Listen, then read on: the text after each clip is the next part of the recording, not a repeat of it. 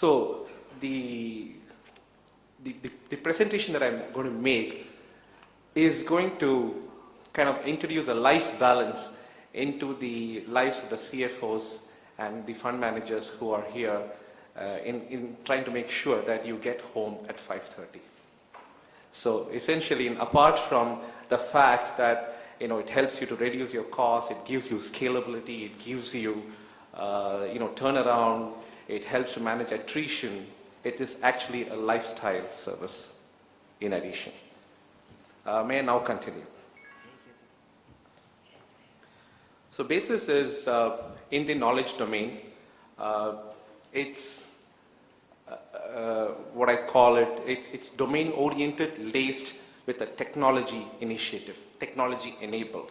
And therefore it tries to kind of amalgamate the benefits of being domain driven, technique oriented, and technology enabled. We today currently manage about $3.4 billion under administration that covers foundation, hedge funds, private equity funds, venture capital, both late stage and early stage. We also work in the segregated managed accounting space and real estate funds. Till date, we have done about 4,000 financial reporting. We saw the birth of IFRS in Europe. We do about 1,600 financials a year, and I'm told we do about 5% of the financial reporting in the hedge fund world.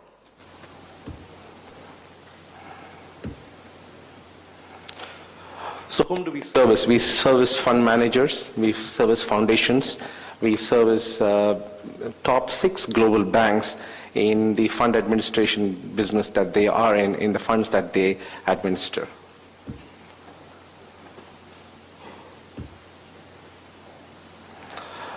Essentially, we have a living knowledge library of about 4,000 experiences of reporting, which is different kind of structures, master funds, feeder funds, reverse masters, segregated funds, side pockets, and all the complications that you can think of. And when we provide this service, we try to provide it end-to-end in trying to make sure that there is a decongestion of management bandwidth. Essentially what I have found over the years is, obviously when you outsource, when you give away, when you delegate these things, you have all the usual benefits, but the biggest benefit I've seen is the decongestion of management bandwidth. How many times do people walk into your door asking you the questions, can I do this, can I do that? Is this the right way to do? So what we have succeeded to a fair extent in doing is to ask only the most pertinent and the relevant questions, thus kind of decongesting your management bandwidth. As I said, we work for the top 6 banks in the world. That has given us the ability to manage all kind of complexities, all kind of situations, very tight deadlines, a sudden need to scale.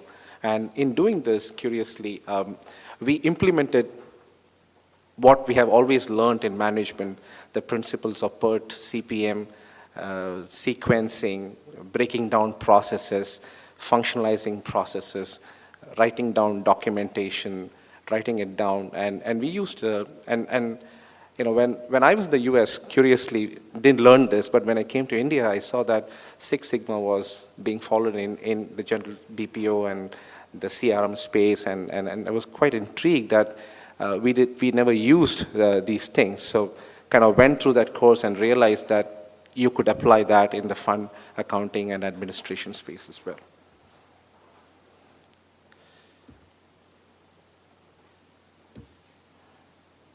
So that the service that we provide applies to venture capital funds, to private equity funds. We do work for very large foundations, so they use our services as well. I've seen segregated managers using our services, and I see a lot of things happening in India. And I was working with Arun the other day, and we realized that in the last year, I think close to about 30 or 40% of the fund raised was raised for the domestic, from the domestic market for the domestic market, and that's a nice change to see, because earlier we would have most of the investment coming from abroad, but now we see funds, and I see this because we do setups as well, and I can see most of the times that the fund managers want to do a two-legged fund, basically one with an offshore and an offshore on arm, and I see really some of them saying, hey, you know what, in the domestic space itself, we have got so much of traction, there's enough money people want to put in, and I see that trend going. So I think in the last year, we saw about close to 30%, 7 odd funds out of 25 odd that wanted to raise domestic money. And I think that's a very nice trend, and I'm sure you guys would have seen that too. So what we provide for the venture capital managers is we provide the setup services. So we work on and coordinate the formation of DVCF, the Domestic Venture Capital Fund, the Foreign Venture Capital Fund. We help you make an application to SEBI and thereby and help you also form the AMCs for the fund managers. So really, we are with you from day one. And then the usual package of fund accounting and administration services, along with our partners in Mauritius, in Cayman. We have a joint venture in the United States with the 17th largest CPA firm in New York City, and that gives us access to the American market as well.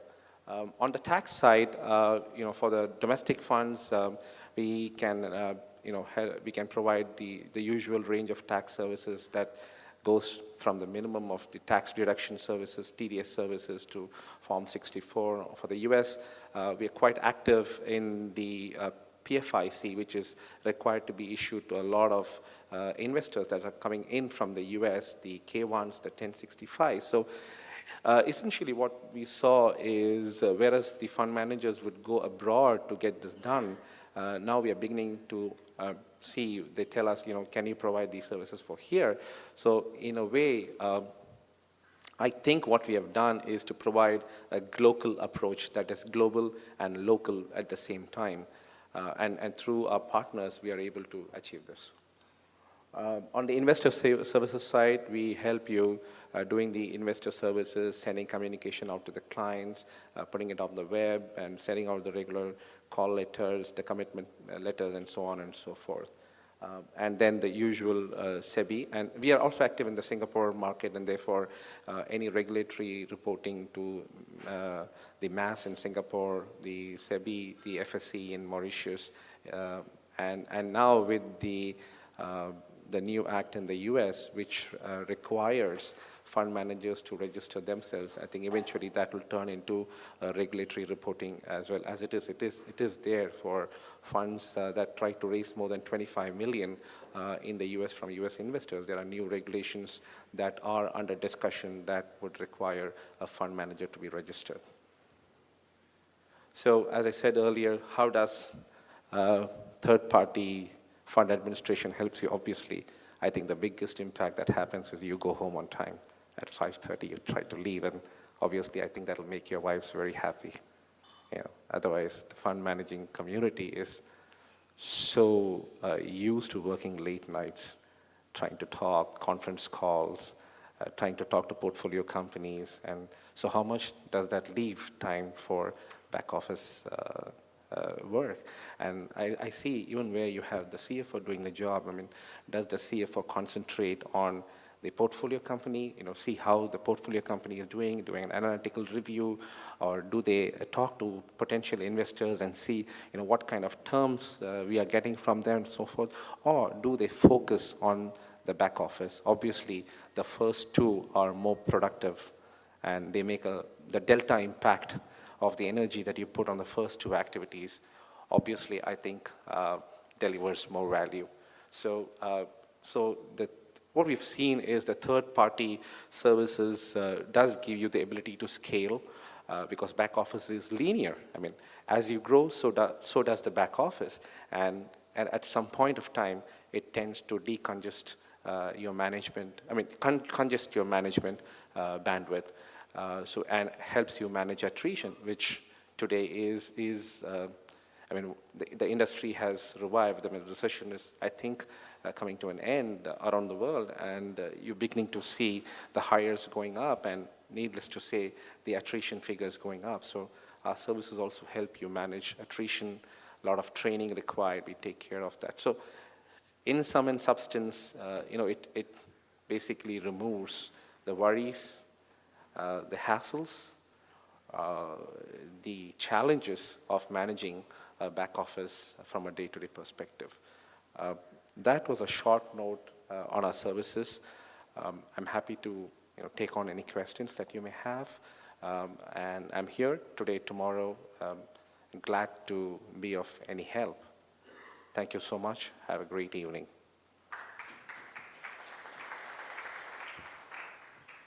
Thank you, Mr. Sesh. We'll move on to a very short and sweet Pride